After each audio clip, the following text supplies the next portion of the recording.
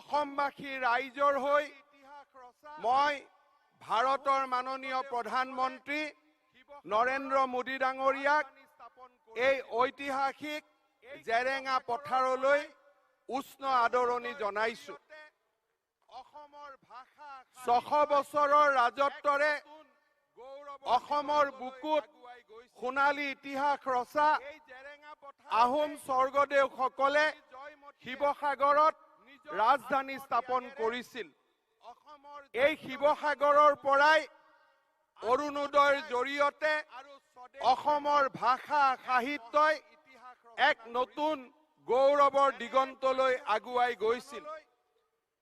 এই জেৰেঙা পথাৰতে সতী জয়মতীয়ে নিজৰ আত্মত্যাগেৰে অসমৰ জাতীয় জীৱনৰ বুকুত আত্মত্যাগ আৰু স্বদেশ প্ৰেমৰ এক মহান ইতিহাস ৰচনা কৰিছিলে।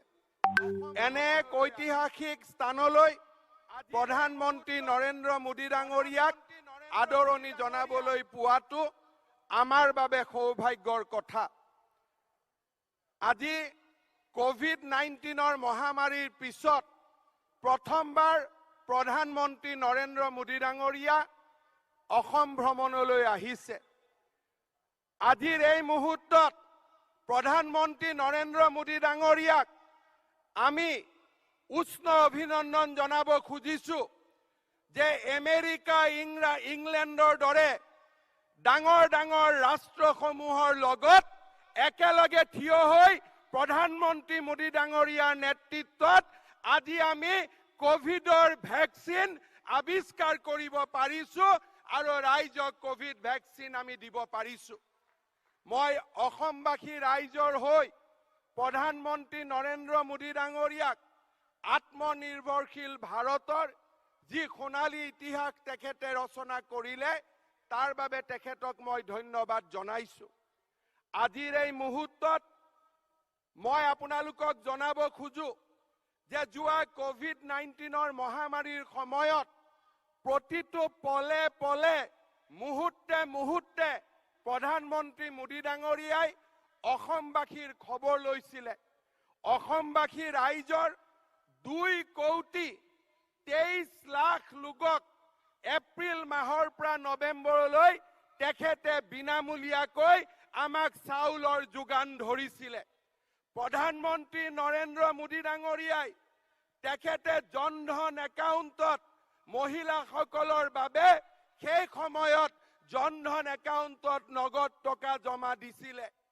12 লাখ আবাল বৃদ্ধ বনিতাৰ বেংক একাউণ্টত মোদী ডাঙৰীয়াই বিশেষকৈ তেখেতে নতুনকৈ পুঁজি পঠিয়াই লকডাউনৰ সময়ত যাতে অসমবাসী লোকে কোনো কষ্ট নাপায় তাৰ বাবে তেখেতে আমাক সাহস দিছিলে।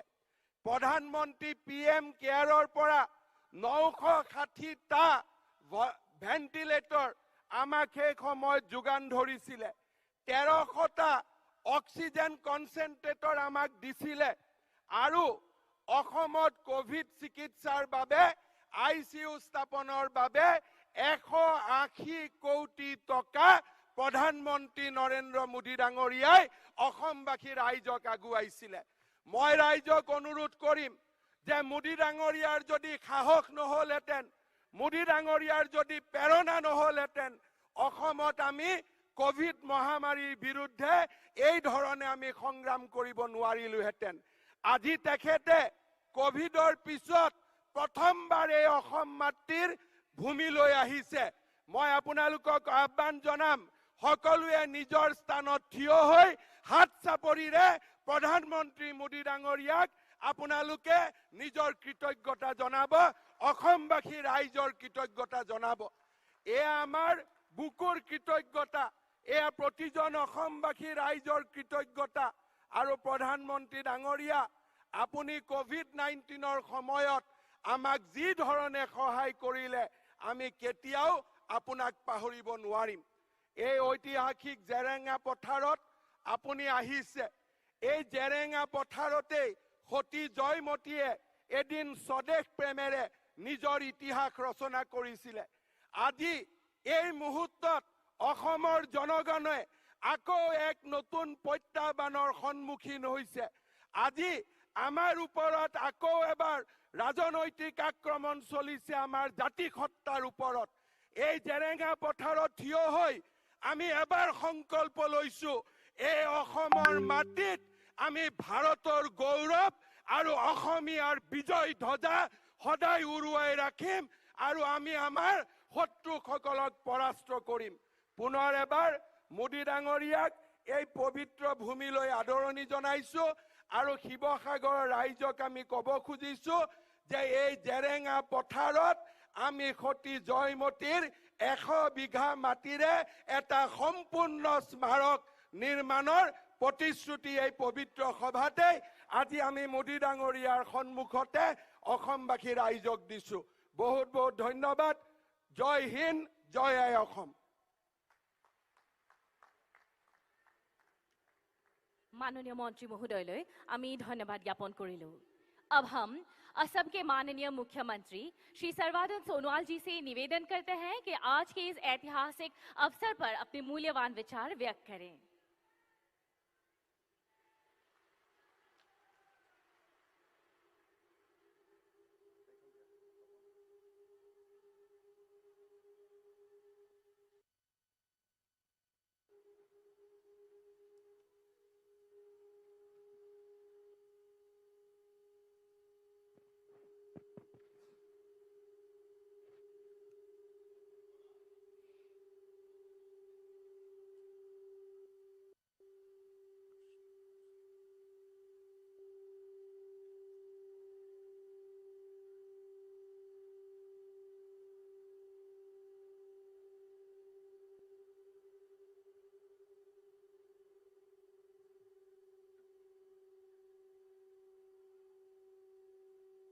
অসমৰ খিলঞ্জীয়া পৰিয়াললৈ মাটিৰ পট্টা বিতৰণৰ উদ্দেশ্যে আজি আয়োজিত এই জেৰেঙা পথাৰৰ পবিত্ৰ ক্ষণত আমাৰ মাজত উপস্থিত থাকি আমাক উৎসাহিত কৰিবলৈ অহা ভাৰতবৰ্ষৰ আদৰ্শবাদী নেতা, আমাৰ সকলোৰে শ্ৰদ্ধাৰ অসম তথা উত্তৰ পূৰ্বাঞ্চলৰ শুভাকাংক্ষী, ক্ষিপ্ৰ উন্নয়নৰ বাবে বলিষ্ঠ পদক্ষেপ গ্ৰহণ কৰা প্ৰধানমন্ত্ৰী পৰম শ্ৰদ্ধাৰ নৰেন্দ্ৰ মোদী ডাঙৰীয়া, আজি এই সভাত মোৰ সৈতে উপস্থিত থকা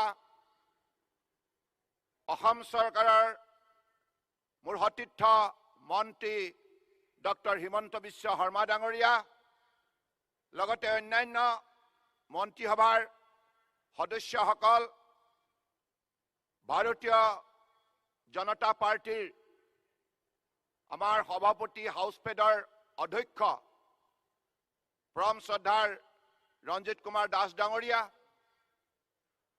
মাননীয় সাংসদসকল, মোৰ সতীৰ্থ বিধায়কসকল আৰু সমবেত পৰম শ্ৰদ্ধা ৰাইজ আৰু সাংবাদিক বন্ধুসকল,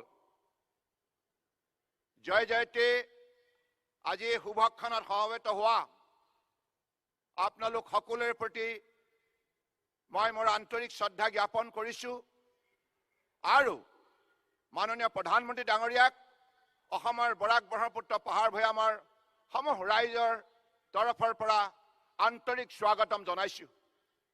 আজিৰ দিনটো ভাৰতীয় জনতা পাৰ্টীৰ নেতৃত্বাধীন মিত্ৰজোঁট চৰকাৰখনৰ বাবে অতিকৈ আনন্দৰ দিন, কাৰণ আমি 2016 চনত যি প্ৰতিশ্ৰুতিৰে অসমৰ ৰাইজৰ সহযোগত চৰকাৰত অধিষ্ঠিত হৈছিলোঁ, আমাৰ লক্ষ্য আছিল যে অসমৰ বৰাক ব্ৰহ্মপুত্ৰ পাহাৰ ভৈয়ামৰ মাননীয় নৰেন্দ্ৰ মোদী ডাঙৰীয়াৰ আদৰ্শৰে সকলোকে আস্থাৰ বিশ্বাসত লৈ সকলোকে উন্নয়নৰ বাবে সমদৃষ্টি ৰাখি আৰু সকলোকে শ্ৰদ্ধা সহকাৰে আগুৱাই নিয়া আৰু দুৰ্নীতিৰ বিৰুদ্ধে নিৰন্তৰ অভিযান চলাই দুৰ্নীতিমুক্ত অসম গঢ়া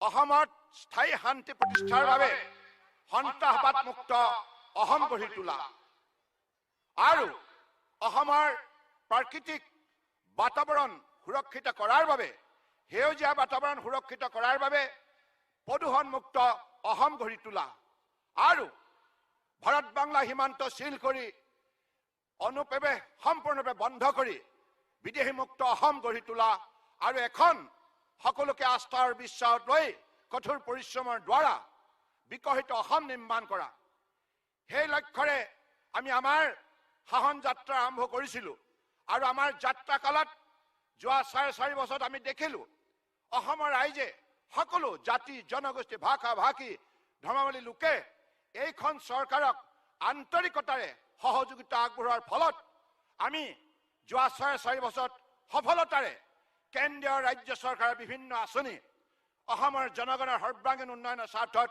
ৰূপায়ণ কৰিবলৈ সক্ষম হলো আৰু আজি এই মুহূৰ্তত মই অত্যন্ত শ্ৰদ্ধা সহকাৰে মাননীয় প্ৰধানমন্ত্ৰী ডাঙৰীয়াক কৃতজ্ঞতা জ্ঞাপন কৰিব বিচাৰিছোঁ যে তেখেতে অসমীয়া জাতিৰ স্বাভিমানৰ প্ৰতীক অসমীয়া শিপিনীয়ে সপোন ৰচা গামোচাখনক বিশ্ব মঞ্চত তেখেতে মৰ্যাদা প্ৰদান কৰিলে আৰু অসমীয়া জাতিৰ হিয়াৰ আমঠু সুধাকণ্ঠ ডক্টৰ ভূপেন হাজৰিকাক তেখেতে মৰণোত্তৰভাৱে সৰ্বোচ্চ অসামৰিক সন্মান যাচি অসমীয়া জাতিৰ ভাষা কৃষ্টি সংস্কৃতিক সন্মান প্ৰদান কৰিলে माननीय मोदी जी मैं आपको असम की जनता की तरफ से हृदय से आभार व्यक्त करना चाहता हूं आपने भूपेंद्र को भारत रत्न देकर सारे असम की जनताओं को आपने जैसे इज्जत दिया जैसे भूपेंद्र को आपने इज्जत दिया मुझे लगता है इसके जरिए आपने ये स्पष्ट कर दिया आप असम और असमिया की सबसे बड़े शुभचिंतक है और रहेंगे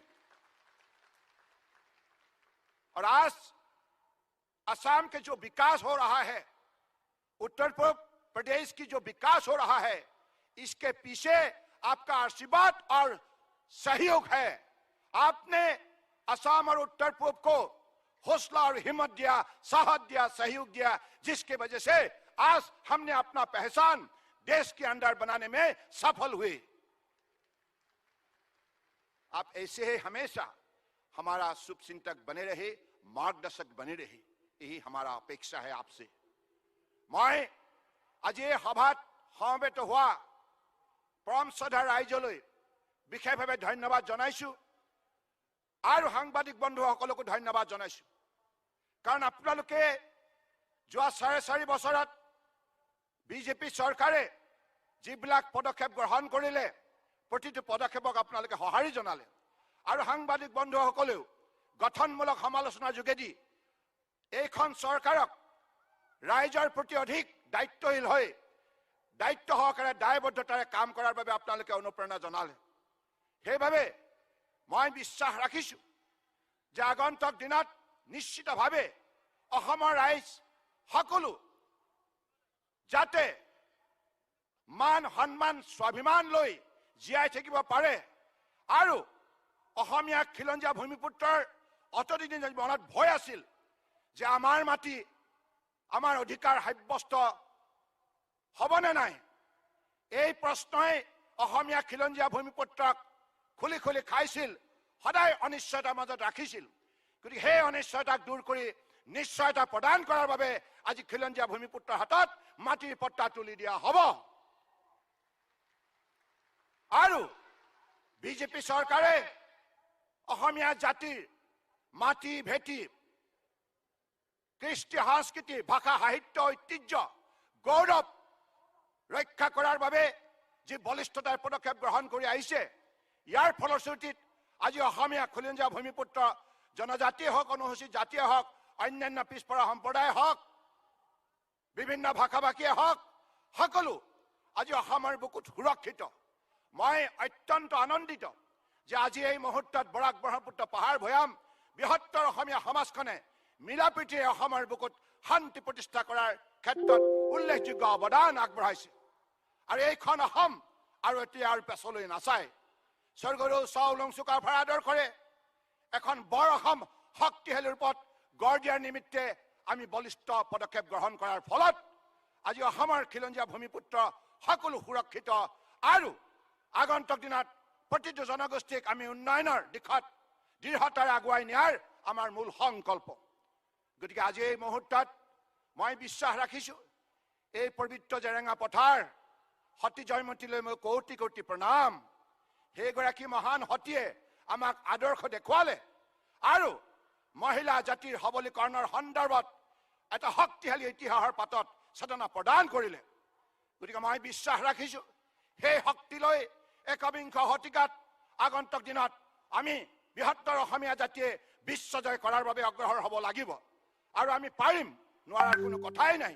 আজিৰ তাৰিখত অসমৰ কৃষি খণ্ডত উচ্চ শিক্ষিত যুৱক যুৱতীসকলে যেনেধৰণে আত্মনিয়োগ কৰিছে আৰু মৎস্য উৎপাদন হওক অন্যান্য উৎপাদনৰ ক্ষেত্ৰত যেনেধৰণে আমাৰ পুৰুষ মহিলাই বলিষ্ঠ পদক্ষেপ গ্ৰহণ কৰিছে, ইয়াৰ ফলশ্ৰুতিত আমাৰ কাৰ্যকালত কৃষি সামগ্ৰী উৎপাদন বৃদ্ধি হৈছে, মৎস্য উৎপাদন বৃদ্ধি হৈছে, নানা ফল মূল শাক পাচলি ঔষধি সামগ্ৰী আজি অসমৰ সন্তানে বিদেশৰ বজাৰত বিক্ৰী কৰিবলৈ সক্ষম হৈছে।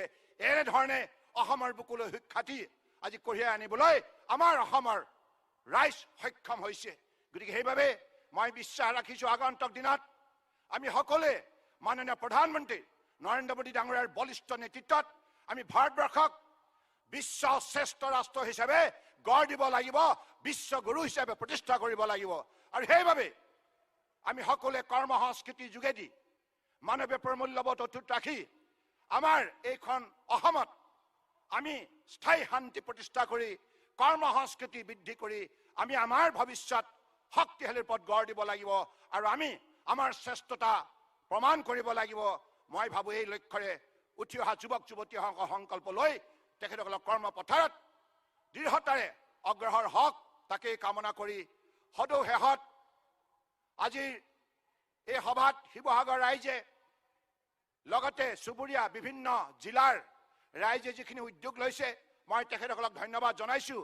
আৰু মই এই মুহূৰ্তত পুনৰবাৰ অসম আন্দোলনৰ বীৰ শ্বহীদসকললৈ গভীৰ শ্ৰদ্ধাঞ্জলি জ্ঞাপন কৰিছোঁ আৰু তেখেতসকলৰ আমি যিখিনি ত্যাগ, তেখেতসকলৰ যিখিনি কষ্ট, ইয়াক আমি জীয়াই থকা সকলে মূল্যাংকন কৰিব লাগিব আৰু অসমীয়া জাতিক সম্পূৰ্ণৰূপে নিৰাপত্তা দিয়াৰ দায়িত্ব আমি নিষ্ঠাৰে পালন কৰি যাম।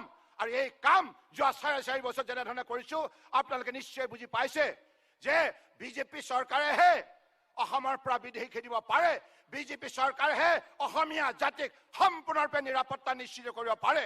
আৰু বিজেপি থকালৈকে অসমীয়া জাতিক কোনো কাৰণত শংকিত আৰু চিন্তিত হ'ব নালাগে, সকলো সুৰক্ষিত হৈ থাকিব, মৰ্যাদা সহকাৰে থাকিব।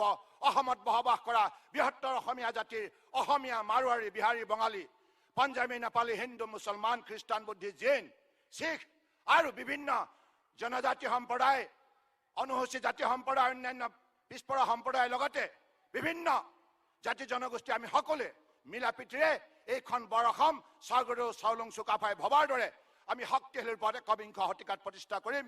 এইখিনি প্ৰতিশ্ৰুতিৰে মই পুনৰবাৰ আজি এই মুহূৰ্তত এগৰাকী ভাৰতবৰ্ষৰ বীৰ সন্তান নেতাজী সুভাষ চন্দ্ৰ বোস তেখেতৰ প্ৰতি মই গভীৰ শ্ৰদ্ধাঞ্জলি জ্ঞাপন কৰিছোঁ। আৰু তেখেতৰ যিখিনি ত্যাগ, যিখিনি কষ্ট স্বাধীনতা সংগ্ৰামত, এই কথা ভাৰতবৰ্ষৰ কোনো জনগণে পাহৰিব নোৱাৰে। নেতাজী সুভাষ চন্দ্ৰ বোসলৈ মই কোটি কোটি প্ৰণিপাত জনাইছোঁ আৰু তেখেতৰ পৰা আশীৰ্বাদ বিচাৰিছোঁ যাতে আমাৰ উঠি অহা যুৱ শক্তি আগন্তুক দিনত এনেধৰণে ৰাষ্ট্ৰভক্তি প্ৰদৰ্শন কৰি ৰাষ্ট্ৰ ধৰ্ম পালন কৰি যায়, ইয়াৰ বাবে যেন শক্তি ভক্তি বল প্ৰদান কৰে। এইখিনি কথাকে কৈ মই পুনৰবাৰ মাননীয় প্ৰধানমন্ত্ৰী নৰেন্দ্ৰ মোদী ডাঙৰীয়াক অসমৰ ৰাইজৰ হৈ কোটি কোটি মই ধন্যবাদ জনাইছোঁ আৰু তেখেতৰ সহযোগিতা, তেখেতৰ আন্তৰিকতা, তেখেতৰ মৰম চেনেহ আজি অসমৰ ৰাইজে কামে কাজে আজি প্ৰত্যক্ষ কৰিবলৈ সক্ষম হৈছে। मैं फिर से हमारे परम आदरणीय आदर्शवादी नेता, निष्ठावान, मेहनती और जिन्होंने हमारे देश को विश्व भर में एक अलग सा पहचान दिया। और आज दुनिया के अगर सबसे लोकप्रिय कोई नेता है वो नरेंद्र मोदी जी है। नरेंद्र मोदी जी है। नरेंद्र मोदी जी है। नरेंद्र मोदी जिंदाबाद। সকলে থিয় হৈ কওক, নৰেন্দ্ৰ মোদী জিন্দাবাদ। নৰেন্দ্ৰ মোদী জিন্দাবাদ। নৰেন্দ্ৰ মোদী জিন্দাবাদ। ধন্যবাদ। আপোনালোক সকলোকে পুনৰবাৰ মই গভীৰ শ্ৰদ্ধা আৰু কৃতজ্ঞতা জনাই আৰু এতিয়া আৰু পৰৱৰ্তী সময়ত মাননীয় প্ৰধানমন্ত্ৰী ডাঙৰীয়া আপোনালোকক উদ্দেশ্যে ভাষণ দিব। সকলোৱে মনোযোগিতাৰে তেখেতৰ বক্তব্য শুনিব। মই পুনৰবাৰ এই সভাত অংশগ্ৰহণ কৰা সকলোকে ধন্যবাদ জনাই মোৰ বক্তব্য সামৰিলো। ধন্যবাদ। জয় আই অসম। জয় হিন্দ।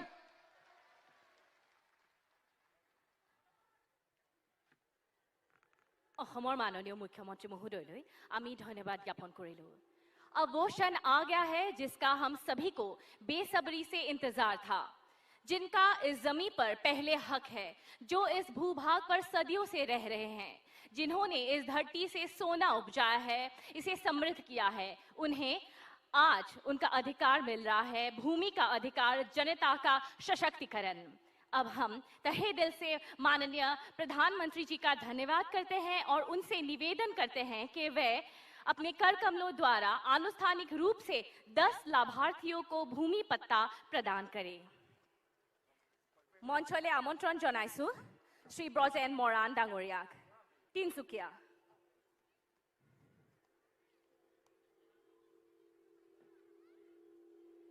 एया श्री ब्रजेन मरान डांगरिया, तिनसुकिया। তেখেতৰ পাছতে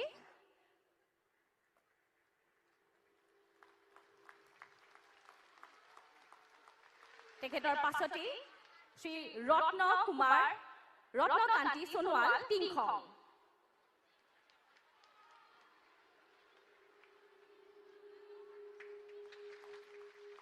তেখেতৰ পাছতে শ্ৰী পুৱাল দেউৰী, গোগামুখ।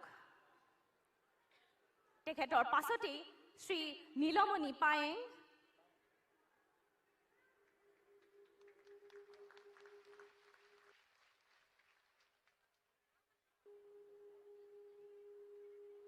এয়া শ্ৰী নীলমণি পায়েং,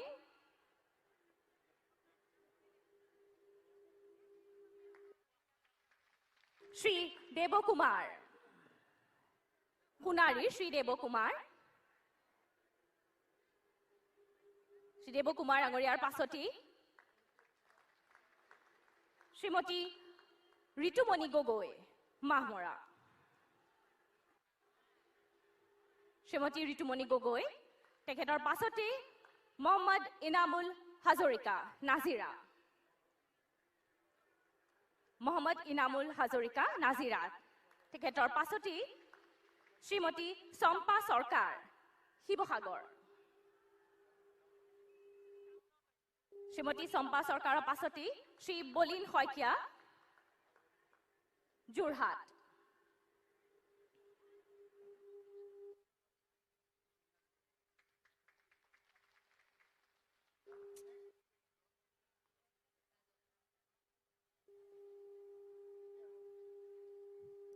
হৰেশ্বৰ চুতীয়া। আটাইকেইগৰাকীকে আমি শুভেচ্ছা জনালো और पुनर्बार माननीय प्रधानमंत्री महोदय आमी धन्यवाद ज्ञापन करिसु। दर्शकगण, देश बदल रहा है, तेजी से आगे बढ़ रहा है और सशक्त और समर्थ बन रहा है। नए हौसले, नए सपने और नए संकल्प का हमारे यहाँ एक नया भारत निर्माण हो रहा है और उसका निर्माण किया है माननीय प्रधानमंत्री जी ने, जिनके श्रम, यत्न और साधना से यह संभव हो रहा है। हम निवेदन करते हैं हमारे राष्ट्र नायक भारत के माननीय प्रधानमंत्री श्री नरेंद्र मोदी जी से कि वे इस सभा को संबोधित करें। तालियों की जोरदार गूंज के साथ भारत के माननीय प्रधानमंत्री श्री नरेंद्र मोदी जी।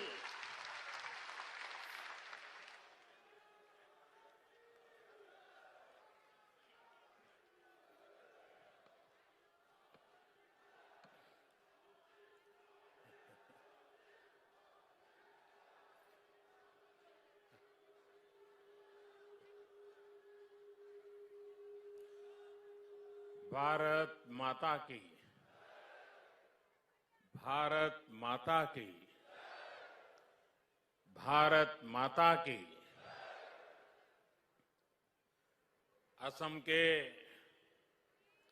लोकप्रिय मुख्यमंत्री श्री सर्बानंद सोनोवाल जी, केंद्रीय मंत्रिपरिषद के मेरे सहयोगी श्री रामेश्वर तेली जी, असम सरकार में मंत्री डॉक्टर हेमंता बिस्वा शर्मा जी, भाई अतुल बोरा जी, श्री केशव महंत जी, श्री संजय किशन जी, श्री जगन मोहन जी, हाउस फेड के चेयरमैन श्री रजिंद्र कुमार दास जी, अन्य सभी सांसदगण, विधायकगण और असम के मेरे प्यारे भाइयों और बहनों,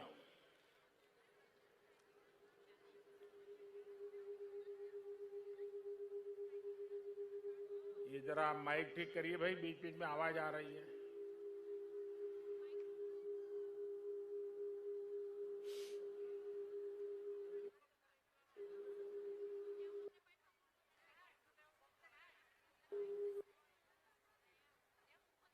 মই अखोम बाखिक इंग्राजी नब बरखा अरु बुघाली बिहोर अंतरिक्ष शुभेच्छा जोने से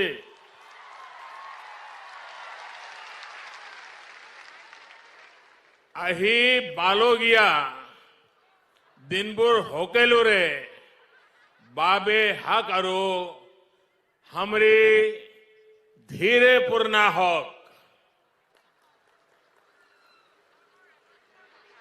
साथियों, असम के लोगों का ये आशीर्वाद, आपकी ये आत्मीयता मेरे लिए बहुत बड़ा सौभाग्य है। आपका ये प्रेम, ये स्नेह मुझे बार बार आसाम ले आता है। बीते वर्षों में अनेकों बार मुझे असम के अलग अलग हिस्सों में आने का, असम के भाई बहनों से बातचीत करने और विकास के कामों से जुड़ने का अवसर मिला है। पिछले वर्ष मैं कोकराझार में ऐतिहासिक बोडो समझौते के बाद जो उत्सव हुआ उसमें शामिल हुआ था। अब इस बार असम के मूल निवासियों के स्वाभिमान और सुरक्षा से जुड़े इतने बड़े आयोजन में मैं आपकी खुशियों में शामिल होने आया हूं। आज असम की हमारी सरकार ने आपके जीवन की बहुत बड़ी चिंता दूर करने का काम किया है। 1 लाख से ज्यादा मूल निवासी परिवारों को भूमि के स्वामित्व का अधिकार मिलने से आपके जीवन की एक बहुत बड़ी चिंता अब दूर हो गई है। भाइयों और बहनों, आज के दिन स्वाभिमान, स्वाधीनता और सुरक्षा के तीनों प्रतीकों का भी एक प्रकार से समागम हो रहा है। पहला, आज असम की मिट्टी से प्यार करने वाले मूल निवासियों के अपनी जमीन से जुड़ाव को कानूनी संरक्षण दिया गया। दूसरा, ये काम ऐतिहासिक शिवसागर में जयरेंगा पठार की धरती पर हो रहा है। ये भूमि असम के भविष्य के लिए सर्वोच्च त्याग करने वाली महासती जयमती की बलिदान भूमि है। मैं उनके अदम्य साहस को और इस भूमि को आदरपूर्वक नमन करता हूं। शिव सागर के इसी महत्व को देखते हुए इसे देश की 5 सबसे आइकॉनिक आर्कियोलॉजिकल साइट्स में शामिल करने के लिए सरकार जरूरी कदम उठा रही है। भाइयों और बहनों, आज ही देश हम सबके प्रिय, हम सबके श्रद्धेय नेताजी सुभाष चंद्र बोस की 125वीं जन्म जयंती मना रहा है। देश ने अब तय किया है कि इस दिन की पहचान अब पराक्रम दिवस के रूप में होगी। मां भारती के स्वाभिमान और स्वतंत्रता के लिए नौकरियों में नेताजी का स्मरण आज भी हमें प्रेरणा देता है। आज पराक्रम दिवस पर पूरे देश में अनेक कार्यक्रम भी शुरू हो रहे हैं। इसलिए एक तरह से आज का दिन उम्मीदों के पूरा होने के साथ ही हमारे राष्ट्रीय संकल्पों की सिद्धि के लिए प्रेरणा लेने का भी अवसर है। साथियों, हम सभी एक ऐसी संस्कृति के ध्वजवाहक हैं जहां हमारी धरती, हमारी जमीन सिर्फ घास, मिट्टी, पत्थर के रूप में नहीं देखी जाती। धरती हमारे लिए माता का रूप है। असम की महान संतान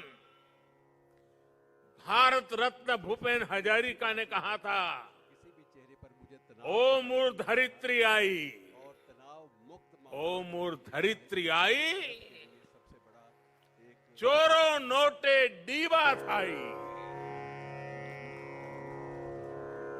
खोतियों सबसे बड़ी को अच्छी बात यह है कि निस्तार किसी भी चेहरे पर नाई, मुझे तनाव दिखाई नहीं दे रहा माटी बीने और तनाव मुक्त ओहो माहौल हाय। जो है ये